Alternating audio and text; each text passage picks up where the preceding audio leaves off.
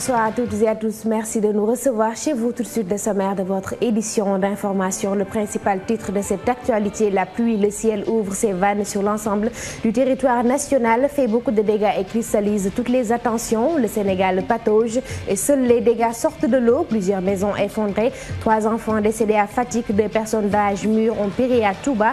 Un jeune homme de 15 ans est aussi mort par noyade dans la banlieue dakaroise. Plusieurs blessés sur l'ensemble du territoire national. Aussi des dégâts matériels inestimables et des manifestations de colère toujours dans la banlieue dakaroise. Nos reporters et correspondants nous font le bilan de cette catastrophe, une catastrophe qui fait réagir le gouvernement. Le plan Orsec est déclenché et le ministre de l'Intérieur tend la main à certaines entreprises spécialisées pour soutenir les populations sinistrées. Une édition bien sinistre avec une petite page politique sur la réduction du mandat du chef de l'État pour son conseil spécial El Hadji Kassé. Le président Macky Sall ne peut pas à lui seul réduire son mandat. La suite, c'est tout de suite.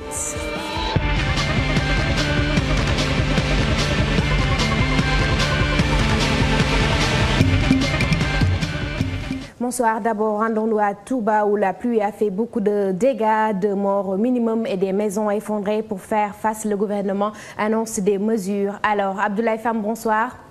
Bonsoir, Assoumben. Alors, Touba avec ses 132 mm est aujourd'hui sous les eaux.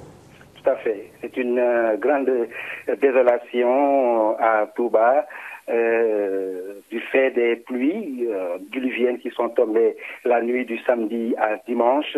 132 mm, vous l'avez dit. Donc, même parle de 150 mm à Touba, occasionnant beaucoup de dégâts.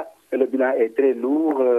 Il y a 2 victimes, dont une femme répondant au nom de Binta Diagne, âgée de 90 ans, habitant Soura, et un autre garçon âgé de 27 ans, habitant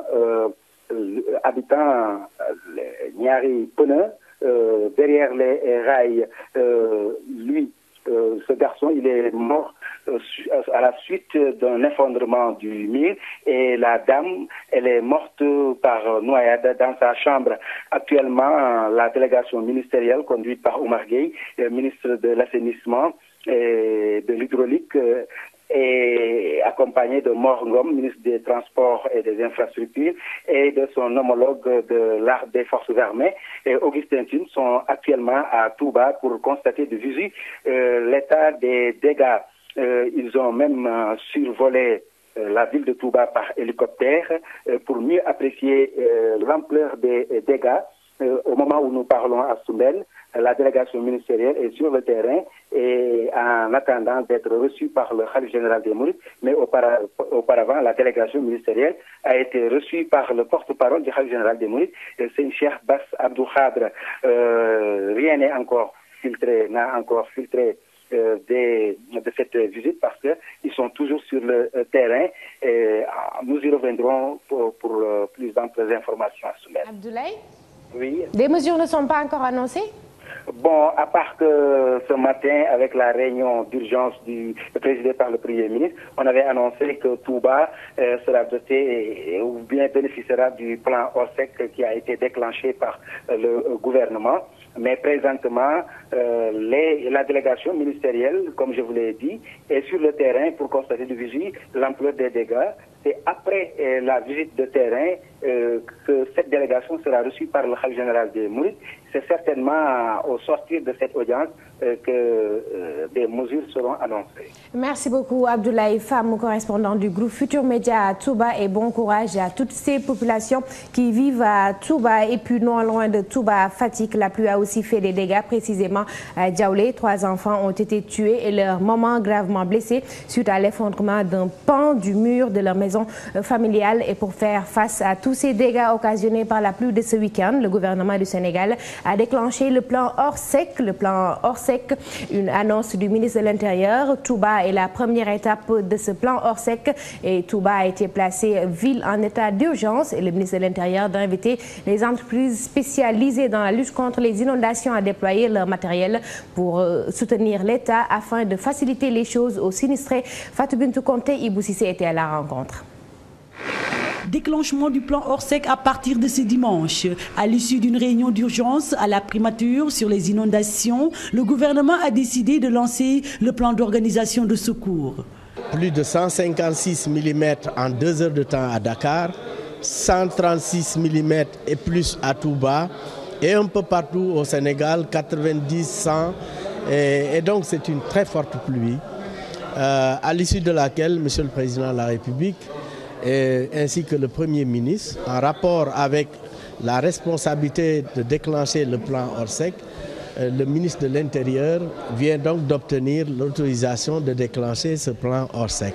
Première étape de ce plan d'urgence, Touba. La ville est sous les eaux et crie au secours. Le ministre de l'Hydraulique et de l'Assainissement, le ministre des Infrastructures et des Transports, ainsi que le général commandant le groupement national des sapeurs-pompiers, ainsi que d'autres partenaires, vont à Touba parce qu'à Touba, il y a une situation extrêmement délicate des eaux, rendons grâce à Dieu, mais qui commence à inquiéter une partie de la population. C'est pour cela que tout sera mis en œuvre, tout est mis en œuvre d'ailleurs, pour faire sortir cette population de cette menace d'inondation. Actuellement, tous les moyens ont été dégagés pour permettre aux structures en charge de ce plan de secours d'être fin prêtes.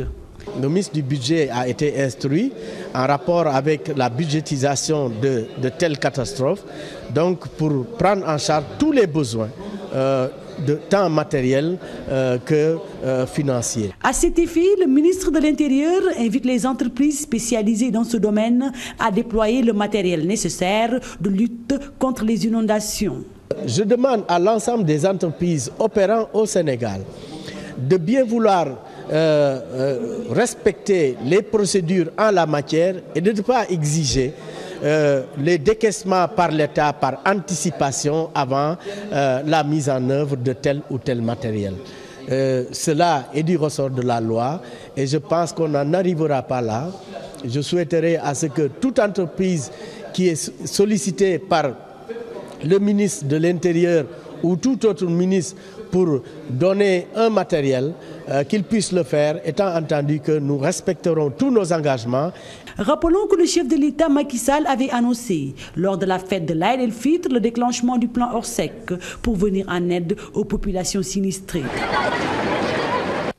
Merci beaucoup Fatou Bintou Conté. Le plan Orsec intéresse aussi ou bien concerne aussi la banlieue dakaroise qui n'a pas su maîtriser sa colère suite aux dégâts occasionnés par la pluie, mort d'hommes par noyade, dégâts matériels inestimables. Alors empruntons l'autoroute à péage dont la gratuité a été annoncée tout à l'heure par le gouverneur de Dakar pour rejoindre la banlieue dakaroise où nous allons retrouver Salif Sow. Salif, bonsoir.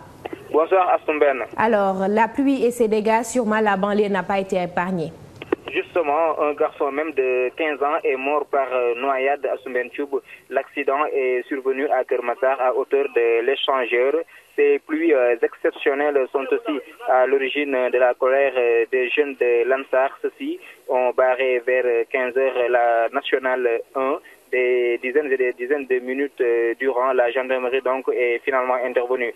La liste des conséquences désastreuses de ces fortes pluies est loin d'être exhaustive. Notez que 2 chambres, un minaret et des murs se sont écroulés. Au même moment, d'autres bâtiments menacent ruine ici. Dans la banlieue, donc des centaines de maisons, de grandes artères et des lieux de culte sont inondés. Les mosquées de Aïnoumadi 3 et de Unité 3 des Parcelles Assainies en font partie. Alors à Soumbentioub, vous sachez toujours que les autorités de leur côté utilisent des camions hydrocureurs, une quarantaine environ, des motopompes et des stations de pompage pour soulager les sinistrés qui se disent oubliés. Comble de malheur donc, il y a coupure d'électricité depuis ce matin dans plusieurs quartiers de la périphérie de Dakar où des familles vont certainement passer la nuit à la Belle Étoile. Donc à signaler justement, avant de notre liaison, on nous a informé que certains sinistrés occupent actuellement les écoles primaires de la banlieue. Nous pouvons citer parmi ces écoles primaires l'école Assigna 1 à Soumbentioub. Merci beaucoup Salif et bon courage à toutes les populations de la banlieue dakaroise. Dakar, c'est 156 mm et ses dégâts. À Grand Yoff, Arafat, l'affaissement de 4 murs a fait 9 blessés, dont 3 dans un état critique. Beaucoup de maisons ont également cédé face à la puissance des eaux. Selon certaines autorités, les habitations spontanées seraient à l'origine de ces séries d'inondations. Ibou Diouf, Alioune Diagne ont bravé les eaux pour vous.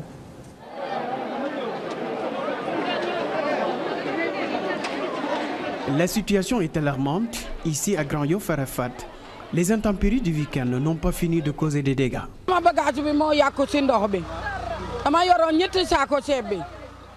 J'ai tout perdu dans ces eaux. 3 sacs de riz, du mil, mes 2 valises, tout est parti.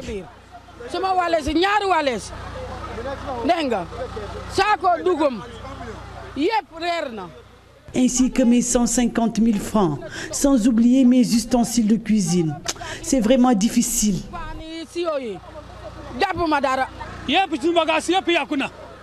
Je n'ai rien sauvé, les eaux ont tout gâché. On demande vraiment un soutien.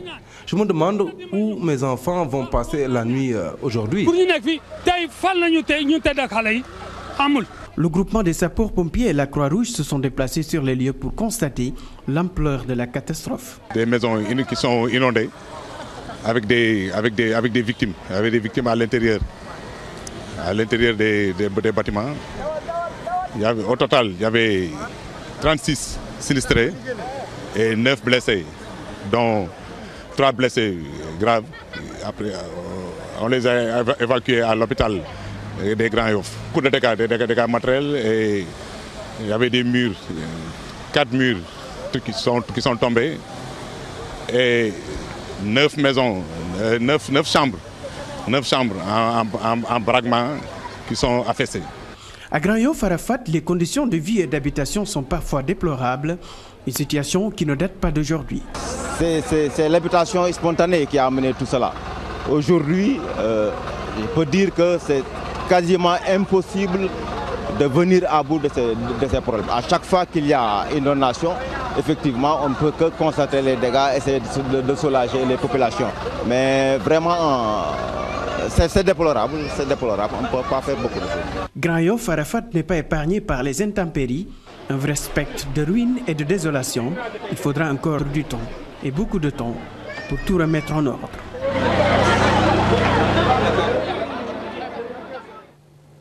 Merci beaucoup Ibou Diouf et Alioune Badara Diagne. À Yoff, Barkaba et Ibou Cissé ont aussi pataugé. La pluie est passée par là dans le village Lébou, laissant derrière elle beaucoup de dégâts avec des habitations dévastées et des voitures prises au piège dans les eaux troubles du village Lébou.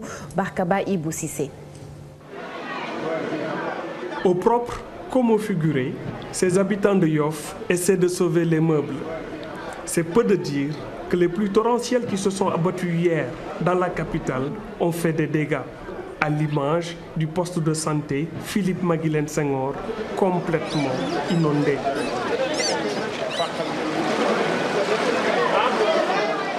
Avec les moyens du bord, on essaie d'évacuer des eaux qui ont transformé les maisons en mares. Les autorités essaient d'organiser les secours comme elles peuvent, avec des moyens souvent dérisoires. 3 camions hydrocureurs pour la commune de Yoff. Dépassées, les populations sont exaspérées. Et dans ce genre de situation, la vérité sort souvent de la bouche des enfants. Nous sommes fatigués. Nous sommes jusqu'à présent. On est entré dans le vélo. La pluie là, nous sommes... Tous nos bagages sont détruits. Tous nos bagages sont détruits. On est très fatigués.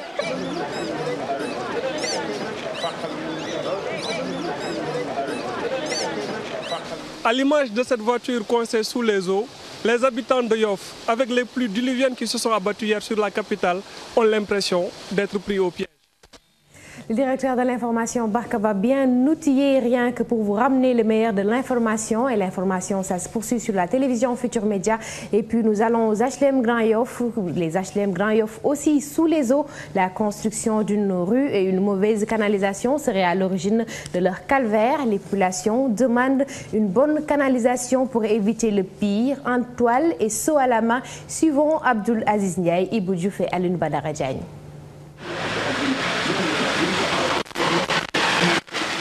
Aux HLM Grand Yoff, la construction de cette route serait à l'origine de cette catastrophe. Ici, maisons, bureaux et autres magasins n'ont pas résisté à la puissance des eaux. On a perdu, en termes de dégâts, ce sont nos fauteuils, les lits, et la télé, le réfrigérateur, et puis voilà quoi. Ce système de canalisation est impuissant face à la force des eaux. Les populations déplorent la mauvaise qualité du processus d'évacuation. Depuis l'avènement de cette nouvelle route-là, on a des problèmes quand il pleut comme ça, des pluies diluviennes. Alors nos maisons sont inondées. Comme vous le voyez, je suis en train de faire des réajustements pour pouvoir parer à ce que l'eau ne rentre plus chez moi. Mais je pense que quand même les gens qui font les routes doivent tenir compte du niveau des maisons installées. Mais si on fait des routes et qu'après les routes sont surélevées par rapport aux maisons, mais ça ne crée que des problèmes. Parce qu'il n'y a pas de canalisation, il n'y a rien. La route là, c'est nouveau. C'est fait il n'y a pas longtemps. Mais comme vous le voyez, je crois que c'est très mal fait. Tous unanimes, ces sinistrés réclament le soutien de l'État. Il me semble que cette route n'est pas totalement terminée. Il y a un réseau d'évacuation d'eau qui n'est pas terminé. Je pense qu'il faille nécessairement terminer rapidement ces routes parce que quand même, il y a l'adrénaline qui monte quand même. Hein. Vous voyez les populations dehors. Que l'État nous aide. On n'a que ça comme solution en ce moment. Ouais. Il faut qu'il nous aide parce que ça, c'est difficile, c'est très difficile. Moi je me dis que c'est le bon Dieu, on n'y peut rien, mais il faut que l'État nous aide aussi. HLM Grand Yoff, à l'instar des autres quartiers de la capitale, ainsi que les autres coins du pays affectés, devront encore attendre quelques semaines pour avoir un cadre de vie sans eau de pluie. Les mosquées aussi ne sont pas épargnées par les eaux et les effondrements. Au Parcelles Assainies, certains lieux de culte sont devenus impraticables parce que les murs ont cédé face à la pression des eaux. Les habitations qui sont tout autour aussi ont eu leur lot de catastrophes. Dans les Parcelles Assainies, Dissa Préra, Daniel Diouf et Marjan. Parcelles Assainies, unité 24. Ici, c'est la mosquée du quartier qui a succombé aux assauts de la pluie de ce matin. La force de l'eau a eu raison sur le mur du lieu de culte qui s'est littéralement affaissé. L'eau est tellement abondante qu'elle a attaqué les maisons et la mosquée. Tout le quartier est inondé. C'est l'absence de canalisation qui en est la cause. Et puis, il y a des risques avec cette humidité. Le bâtiment peut céder d'un jour à l'autre. La pluie nous a surpris ce matin. Bon, comme d'habitude, il y avait des inondations. Mais aujourd'hui, la pluie a été plus forte que d'habitude. Donc, on a été vraiment surpris. Et à un certain moment, le mur de la mosquée s'est effondré. Les gens ont cherché à pénétrer, mais il n'y avait pas la clé. Donc le mur s'est effondré et finalement la pluie est rentrée dans la mosquée. Oui, il y a beaucoup d'eau dans la mosquée. Actuellement, la mosquée est inutilisable. Il faut nécessairement qu'il y ait une intervention de services d'hygiène. Hein? Oui, nécessairement. Sinon, on peut craindre un certain nombre une prolifération de certaines maladies. Hein? À l'unité 7 de la même localité, la situation est quasi similaire. Dans ce quartier, ce sont les maisons et ruelles que les pluies ont envahies. Maisons, mosquées, écoles, rien n'a échappé aux eaux. Pour aller d'un bout à l'autre du quartier, il faut traverser la mare d'eau qui s'est formée. Comme vous le constatez, c'est un calvaire qu'on vit tous les jours après chaque pluie. Donc il y a des inondations très fortes, surtout cette pluie de ce matin. Vraiment, on est dans une situation vraiment déplorable. Et là, il y a toutes les maisons qui sont inondées, certains murs sont tombés, il y a beaucoup de dégâts matériels. Vraiment, c'est vraiment une situation difficile qu'on est en train de vivre actuellement. Vous avez vu cette maison-là contiguë à côté, On a beaucoup de dégâts matériels. Vraiment, c'est une situation difficile au niveau de la mosquée, l'eau est à l'intérieur. Vraiment, après chaque pluie, c'est une situation difficile qu'on est en train de vivre ici au niveau de l'Unité 7. Aujourd'hui, les populations des Parcelles Assainies ne savent plus à quel sein se vouer. Elles crient à l'aide et s'attendent à une réaction rapide des autorités.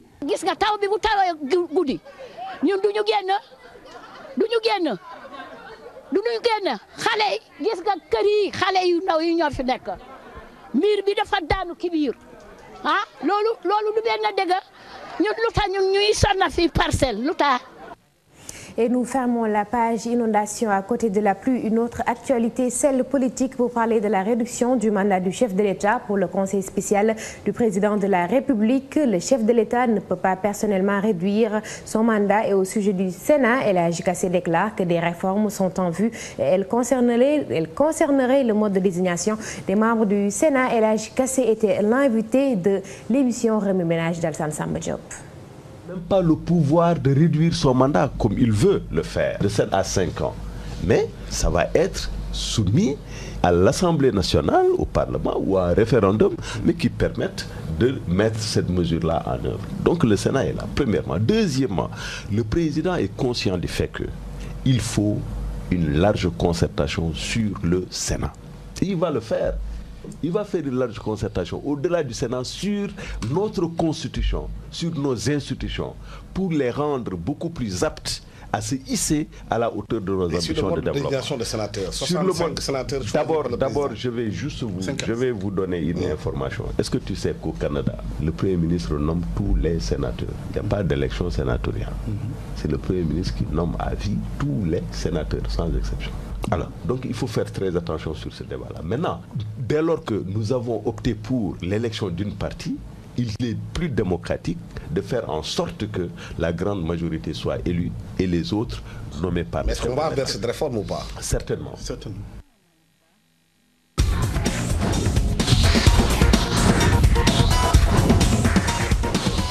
C'est parti pour la page des sports et nous recevons Pape Abdoulaye Der. Pape Abdoulaye, bonsoir. Bonsoir Astumben. Alors, c'est avec le foot qu'on va ouvrir le championnat national, les playoffs, l'avant-dernière journée. Niary Tally à domicile perd devant Jambar, 3-2 au stade Demba Diop cet après-midi. Donc, si l'on sait qu'à Ziguinchor, le Casa a été tenu en échec par l'US Ouakam, 0 partout. On va vers une véritable finale de championnat pour la dernière journée. N'est-ce pas, Malal Junior Diagne, vous étiez au stade Demba Diop?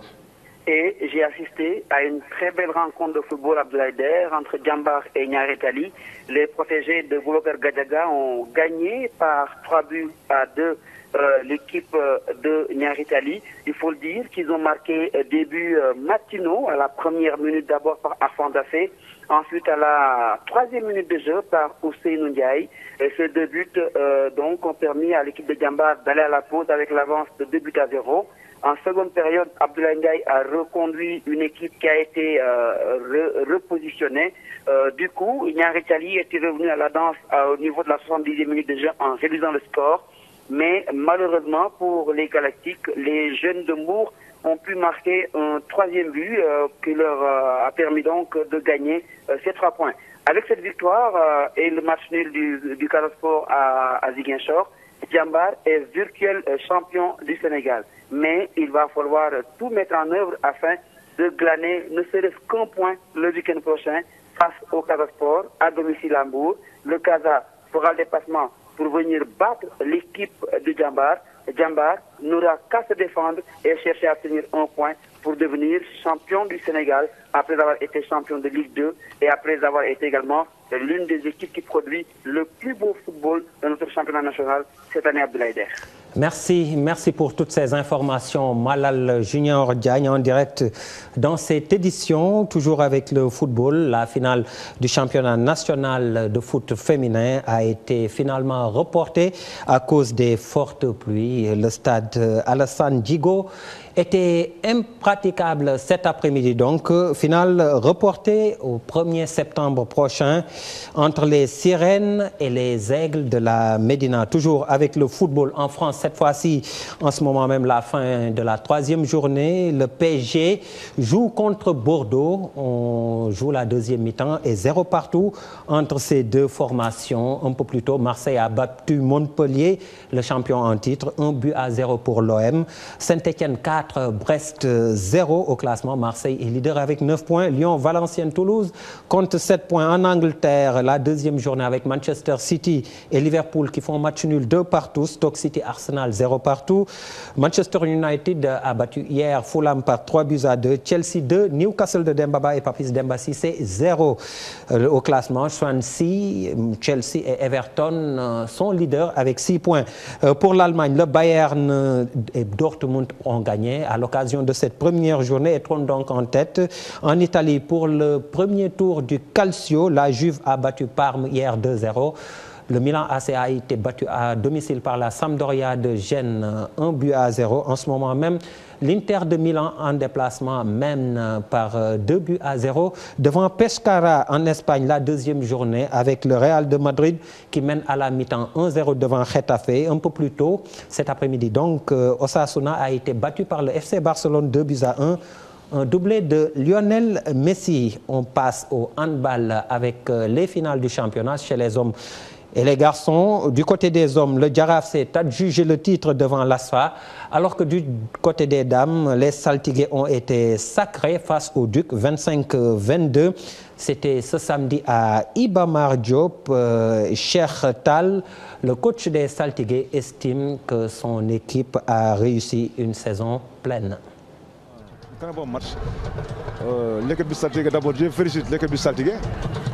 C'est encore l'équipe de Diamond qui n'a pas démérité. Mais aujourd'hui, il y avait une équipe de Saltigué vraiment déterminée à remporter ce trophée-là. Donc vous voyez, les deux équipes, il n'y avait pas d'équilibre. L'équipe de Saltigué était plus vraiment, pas je dis à la hauteur, mais il n'y avait pas de... La balance était trop vraiment. On avait 3 objectifs. Donc il y a le championnat régional, il y a le championnat national et la Coupe du Sénégal. C'est dommage qu'on n'a pas joué la Coupe du Sénégal.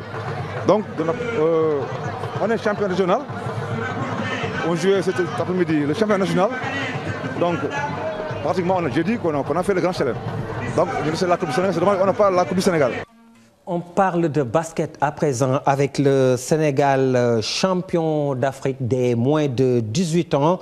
C'était ce samedi à Maputo en finale. Les Lionceaux ont battu la Côte d'Ivoire par 71-62. Du coup, le Sénégal valide son billet pour les championnats du monde de la catégorie prévus en 2013 à Prague. C'est en République tchèque, mais la finale face à la Côte d'Ivoire n'a pas été facile selon l'entraîneur adjoint Ousmane Diallo, joint par la RFM, la radio Futur Média.